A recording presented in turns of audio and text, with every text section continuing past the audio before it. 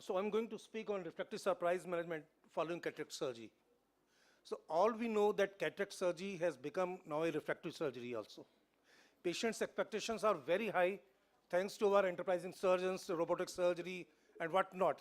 The patient expects the very best now. They want to have 6 by 6, they want to have N by 6 on the day 1 or day 2. Are we prepared for this?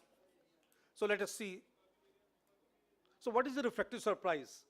Refractive surprise means when there is a significant difference between the intended and the result we get after the procedure. So let us see what may be the causes for this thing.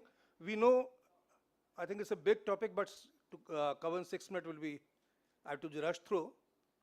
So we know there is a limitation of our precision and accuracy of the biometric measurements. There is inherent uncertainty of IL power calculation to find the effective lens position as of now. So these are the various formula. I'll not go in detail of it, but at present Barrett and Hill RBF are most popular one. So what are the risk patients? If the patient have small hyperopic eyes, they have large myopic eyes, they are at big risk. Then we have very steep K or very flat K. Suppose K reading is around 40 or it's more than 48. Then these patients are going to land up in refractive surprises. So you have to be very, very careful.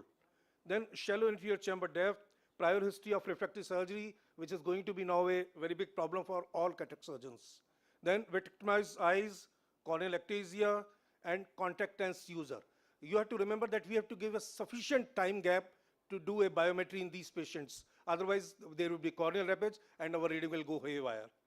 So if a patient is using GP lenses, you have to remove at least for 1 week to 3 weeks before doing your cataract surgery. Then if everything you did well, you did best of the equipments, but still the patient will land up in refractive surprises. So we have to do sort of postmortem.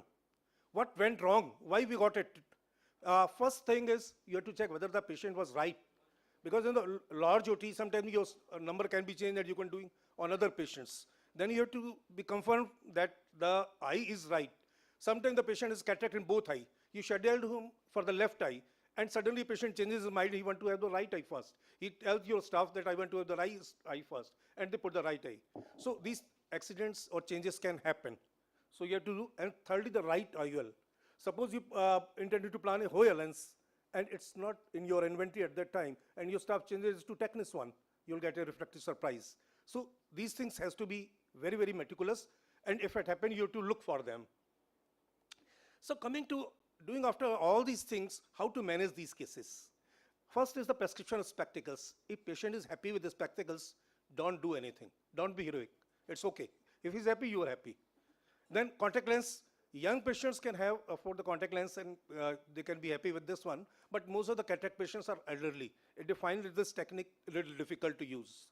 Then comes the corneal surgery. We can do limb relaxing incisions for hyperopic astigmatism.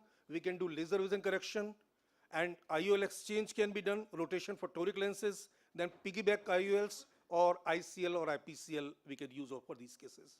So incision surgery, mini RK is a good procedure, and it can reduce the amount of myopia. 4 mid-peripheral incisions are made, and it's a quick, economical.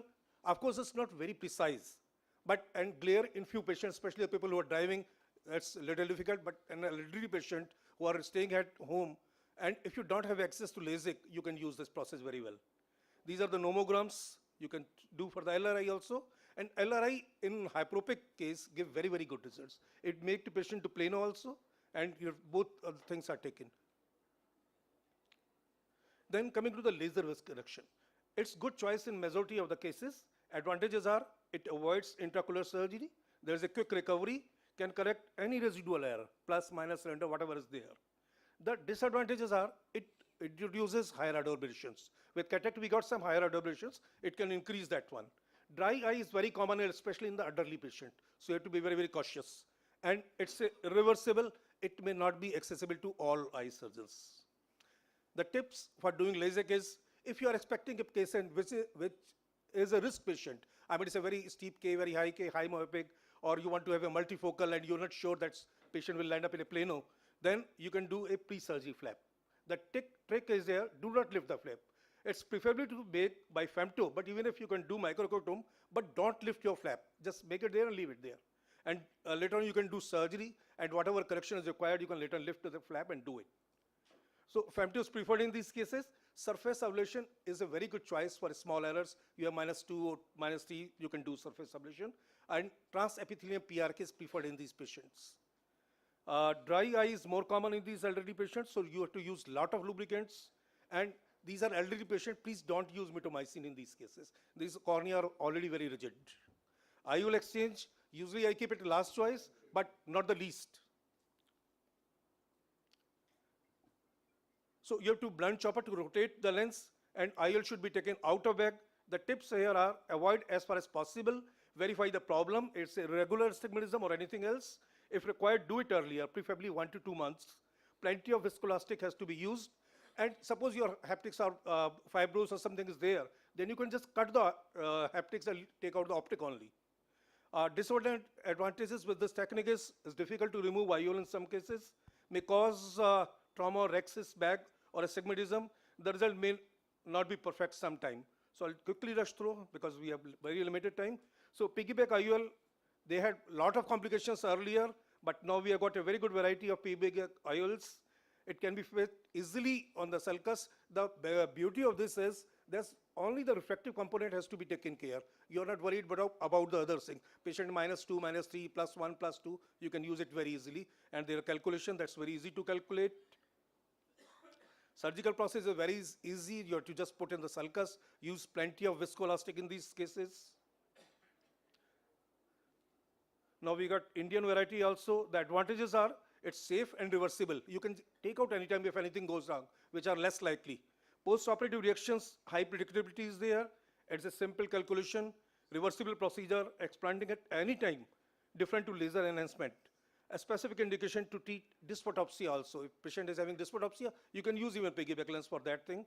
The negative points are it's new concept, lack of peer review journal, and there is a rotational stability is not very high in these case lenses. So just to conclude, we have a variety of options for our patients. It may be IOL exchange, laser with a correction, piggyback. For myopia, LASIK is preferred if you have got option with this. Then hyperometropia, you can use piggyback IOL or IOL exchange is much better.